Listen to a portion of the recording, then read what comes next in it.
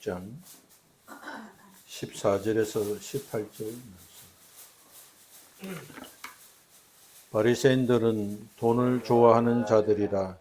이 모든 것을 듣고 비웃거늘 예수께서 이르시되 너희는 사람 앞에서 스스로 옳다 하는 자들이니 너희 마음을 하나님께서 아시냐니 사람 중에 높임을 받는 그것은 하나님께 미움을 받는 것이니라. 율법과 선지자는 요한의 때까지요 그 후로부터는 하나님의 나라의 복음이 전파되어 사람마다 그리로 진입하느니라. 그러나 율법의 한 획이 떨어짐보다 천지가 없어짐이 쉬우리라.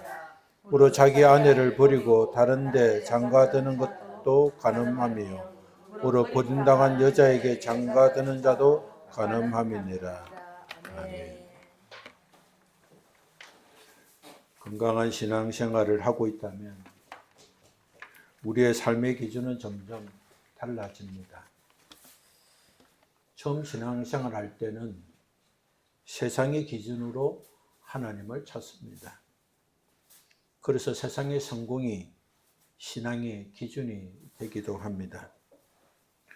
그러나 시간이 지나면서 말씀을 통해 하나님을 점점 알아가고 믿음이 자라가면 신앙의 기준이 점점 그리고 조금씩 달라지기 시작합니다. 세상의 성공보다 영혼의 부유함이 더 중요한 기준이 되고 눈에 보이는 형통보다 하나님의 관계가 더 중요한 가치가 됩니다. 그리고 회개를 통해서 치유와 회복이 좋아지면 우리의 기준은 또 우리의 마음은 제3의 은혜를 받고 심령이 깨끗해지고 우리의 마음 중심이 하나님께로 돌아오게 합니다. 회개로 심령이 깨끗해질수록 우리의 기준도 점점 달라지게 되는 것입니다. 이전에는 중요하게 보이던 것이 더 이상 중요하게 보이지 않고 이전에는 보이지 않던 하나님의 가치와 세계가 더 분명하게 보이기 시작합니다. 그래서 신앙이 자라갈수록 우리의 삶의 기준은 점점 달라지게 되는 것입니다. 눈에 보이는 것보다 보이지 않는 것을, 잠시 있는 것보다 영원히 있는 것을 더 중요하게 여기는 기준으로 우리의 마음과 삶이 바뀌어 가는 것입니다. 오늘 본문에서 예수님은 사람들이 당연하게 생각하며 살아갔던 세상의 기준이 드러내 주셨습니다. 그리고 그 기준의 가치가 그리고 그 기준의 원칙이 하나님 나라에서는 어떤 기준으로 살아야 하는지를 알게 하셨습니다. 사람들이 중요하게 여기는 것과 하나님이 중요하게 보시는 것은 다르기 때문입니다. 예수님께서 불의한 청지기의 비유를 말씀하실 때 그 말씀을 듣던 자는 바리새인들이었습니다. 오늘 본문 14절은 그들의 반응을 이렇게 기록하고 있습니다. 바리새인들은 돈을 좋아하는 자들이라. 이 모든 것을 듣고 비웃거늘. 그들은 예수님 말씀을 진지하게 듣지 않았습니다. 오히려 비웃었습니다. 왜 그렇습니까? 그것은 예수님 말씀이 그들의 생각을 불편하게 했기 때문입니다. 예수님은 하나님과 재물을 겸하여 섬길 수 없다고 말씀하셨는데 그 말씀을 들었던 바리새인은 겉으로는 하나님을 섬긴다고 말하면서도 마음으로는 돈과 세상의 기준을 붙들고 있었기 때문입니다. 그래서 예수님의 말씀은 그들에게 은혜의 말씀이 아니라 자신들의 삶을 드러내는 말씀이었습니다. 말씀이 삶의 중심을 건드릴 때 사람은 두 가지 반응을 보입니다. 겸손히 받아들이거나 아니면 거부하거나 비웃습니다. 바리새인은 주님의 말씀을 비웃음으로 반응했습니다. 예수님께서 너희는 하나님과 재물을 겸하여 섬길 수 없다고 하신 말씀은 단순히 돈을 어떻게 사용할 것인가에 대한 교훈이 아닙니다. 삶의 중심이 무엇인가를 깨닫게 하시는 말씀입니다. 사람의 삶에는 반드시 중심이 있습니다. 무엇을 기준으로 살아가고 있는가? 무엇을 가장 중요하게 여기는가? 무엇을 잃어버리면 가장 두려워하는가? 사람은 결국 자기가 가장 중요하게 여기는 것을 붙들고 살아갑니다. 그리고 그것을 잃어버릴까 두려워합니다. 그래서 우리가 무엇을 가장 두려워하는지를 알면 우리의 삶의 중심이 무엇인가를 알 수 있습니다. 돈을 잃는 것이 가장 두렵다면 돈이 삶의 중심일 수 있습니다. 사람에게 인정받는 것이 또 인정받는 것이 잃어버릴까 하는 것이 가장 두렵다면 사람의 평가가 삶의 기준이 될 수 있습니다. 지위와 성공을 잃는 것이 두렵다면 그것이 마음의 중심이 되었다는 증거가 되는 것입니다. 사람은 누구나 자신이 가장 중요하게 여기는 것을 중심으로 살아갑니다. 그래서 무엇이 우리 마음을 붙들고 있는가? 그것이 바로 그 사람의 삶의 주인인 것입니다. 예수님은 바로 그 질문을 하신 것입니다. 너희 삶의 중심은 무엇이냐? 너는 무엇을 붙들고 살아가고 있는가? 너희 삶의 주인은 누구인가? 재물은 사람에게 안정감을 줍니다. 재물이 있으면 미래가 보장되는 것처럼 느껴지고 재물이 있으면 인정받는 것처럼 느껴집니다. 그래서 재물은 단순한 물질을 넘어서 사람의 마음을 붙잡는 힘이 있습니다. 그렇다고 하나님께서는 돈 자체를 죄라고 말씀하지 않았습니다. 오히려 돈은 하나님이 허락하신 삶의 도구입니다. 돈이 있어야 가정을 돌보고 또 가정을 돌보기 위해서는 돈이 필요합니다. 삶을 유지하기 위해서도 돈이 필요하고 또한 하나님 나라를 위해서도 돈이 도구가 될 수 있습니다. 그렇지만 디모데전서 6장 10절은 이렇게 말씀합니다. 돈을 사랑함이 일만 악의 뿌리가 되느니라. 돈을 사랑하니 일만 악의 뿌리가 되나니라고 하신 말씀은 돈의 문제가 아니라 돈을 사랑하는 것이 문제라고 말씀하고 있는 것입니다. 돈이 우리의 손에 있을 때는 돈은 도구가 됩니다. 그러나 돈이 우리 마음에 들어오면 돈이 우리의 주인이 되어서 돈이 우리를 움직이게 되는 것입니다. 우리가 돈을 사용할 때는 우리가 주인이지만 돈을 사랑하게 되면 돈이 우리의 주인이 되어서 우리를 움직이게 되는 것입니다. 돈이 많으면 평안하고 돈이 줄어들면 불안해지고 모든 선택의 기준이 돈이 되기 시작하게 됩니다. 그때부터 재물은 단순한 물질이 아니라 삶의 주인이 되는 것입니다. 그래서 예수님은 말씀하셨습니다. 내 보물이 있는 곳에 내 마음도 있다. 사람의 마음은 가장 중요하게 여기는 곳에 마음과 마음이 머물게 되는 것입니다. 그래서 재물이 중심이 되면 신앙도 재물을 중심으로 바뀌기 시작합니다. 하나님을 사랑하는 것이 아니라 하나님을 도구로 사용해서 재물을 풍성하게 얻기를 기대하는 신앙이 되는 것입니다.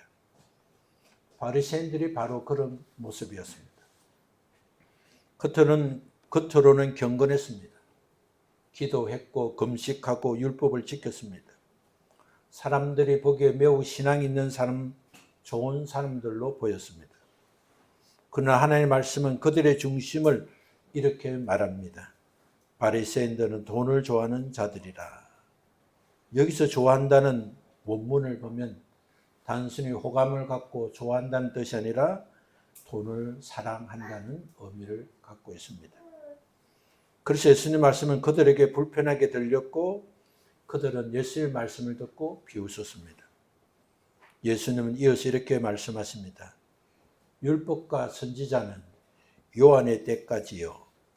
그 후로부터는 하나님의 나라의 복음이 전파되어 사람마다 그리로 침입하느니라. 이 말씀은 시대의 전환점을 말씀하신 말씀입니다. 율법과 선지자는 하나님 나라를 예언하는 시대입니다. 그러나 예수님 오신 이후에는 하나님 나라가 실제로 선포되는 시대가 시작되었습니다. 그래서 예수님 말씀하십니다. 사람마다 거리로 침입하느니라. 하나님 나라는 그냥 홀로 들어가는 나라가 아니라 간결함과 결단으로 붙드는 나라입니다. 형식적인 신앙으로 들어갈 수 있는 나라가 아닙니다. 어떤 직분이나 직위로 들어가는 나라도 아닙니다. 하나님의 나라는 마음의 중심을 하나님께 두는 사람만이 들어갈 수 있는 나라입니다. 바리새인들은 종교 지도자였지만 그들의 기준은 하나님이 아니라 사람의 인정과 재물이었습니다. 그래서 그들은 하나님 나라의 문 앞에 서 있었지만 실제로는 그 나라에 들어가지 못하고 있었습니다. 예수님은 이렇게 말씀하십니다. 율법의 한 획이 떨어짐보다 천지가 없어짐이 쉬우리라. 세상의 기준은 계속 변합니다. 시대가 변하면 가치도 변하고 문화가 변하면 기준도 변합니다. 그러나 예수님은 말씀하십니다. 사람의 생각은 변하고 시대의 기준도 바뀌고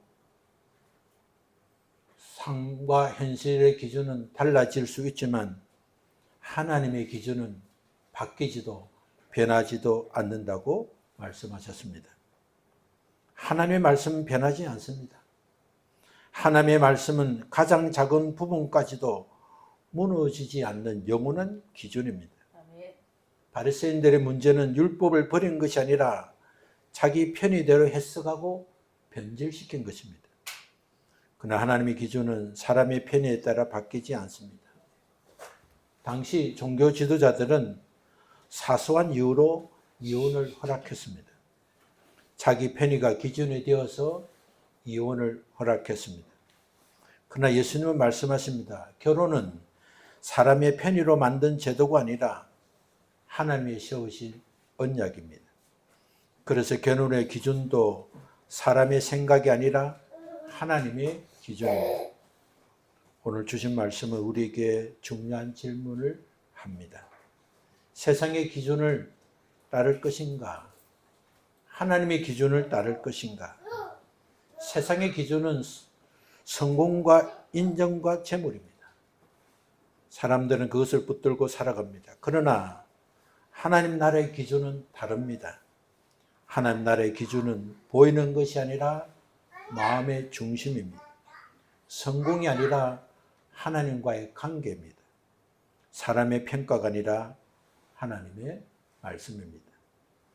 그렇다고 예수님은 재물을 포기하고 가난을 선택하라는 말씀이 아닙니다. 하나님의 자녀들이 가난 속에서 고통 가운데 살기를 원하시는 분이 아닙니다. 하나님은 자녀에게 풍성한 은혜와 복을 주시기를 기뻐하시는 분이십니다. 하나님은 좋은 것을 주시는 아버지라고 성경은 말씀하고 있습니다. 하나님 우리의 필요를 아시고 우리의 삶을 돌보시는 하나님 아버지십니다. 그래서 하나님의 자녀는 하나님 주신 은혜와 복을 감사함으로 누리며 살아갈 수 있습니다. 그러나 중요한 것은 무엇을 가지고 사느냐가 아니라 무엇을 중심으로 사느냐입니다. 문제는 재물이 아닙니다. 재물을 삶이 중심이 되는 것입니다. 재물을 붙드는 삶이 아니라 재물을 하나님 나라를 위해서 사용하는 삶, 자기를 위해 움켜쥐는 삶이 아니라 하나님 나라를 위해서 흘려보내는 삶이 하나님의 자녀가 살아가는 삶인 것입니다. 하나님이 주신 것을 영혼을 위해서 사용할 때 그 삶은 소비가 아니라 영혼을 준비하는 삶이 되는 것입니다. 이러한 삶을 살기 위해서 꼭 필요한 한 가지는 회개인 것입니다. 이러한 삶을 살기 원한다면 반드시 회개가 필요합니다. 회개는 단순히 죄를 고백하는 것만이 아닙니다. 회개는 죄를 고백함으로 죄사함을 받게 되고 죄사함을 받은 심령이 되기 때문에 삶의 중심이 하나님께로 돌아오는 변화가 일어나는 것입니다. 그래서 회개가 계속되면 삶의 방향이 달라지고 삶의 기준도 달라지게 됩니다. 사람에게 보이기 위한 신앙에서 하나님 앞에서 사는 신앙으로, 세상의 성공을 붙드는 삶에서 하나님 나라를 붙드는 삶으로, 재물을 중심으로 사는 삶에서 하나님 중심으로 사는 삶으로 바뀌게 되는 것입니다. 그래서 회개를 통해 신앙이 깊어질수록 우리 삶은 점점 세상의 기준이 아니라 하나님 나라의 기준으로 움직이게 됩니다. 하나님께서 말씀을 듣는 우리에게 한 가지 중요한 질문을 하게 됩니다. 내 삶의 중심이 무엇인가 하는 것입니다. 우리가 말씀을 듣고 성령님께서 우리를 만져주시고 말씀하시는 한 가지가 있다면 내 삶의 중심이 무엇인가 하고 물으시는 것을 들어지는 것입니다. 나는 무엇을 붙들고 살아가고 있는가? 세상의 기준인가? 아니면 하나님의 나라의 기준인가? 오늘 이 말씀 앞에서 우리의 마음과 삶을 돌아보게 됩니다.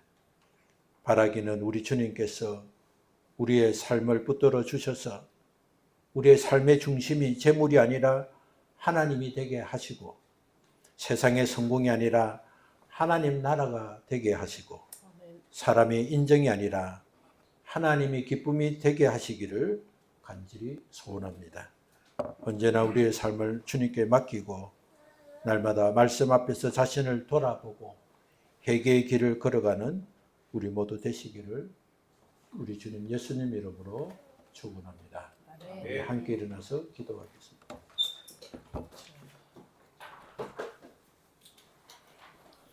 하나님, 우리의 삶의 중심이 재물이 아니라 하나님이 되게 하시고 세상의 성공이 아니라 하나님 나라가 되게 하시고 사람의 인정이 아니라 하나님의 기쁨이 되게 하여 주옵소서.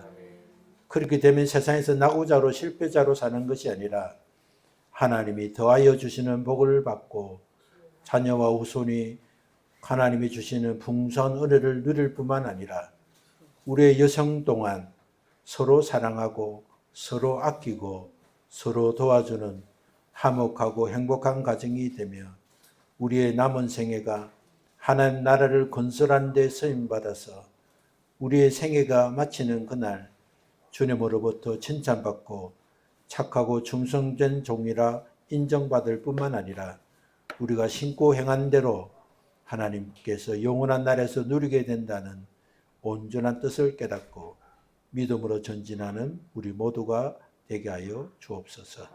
우리 주님 예수님 이름으로 기도합나이다. 아멘.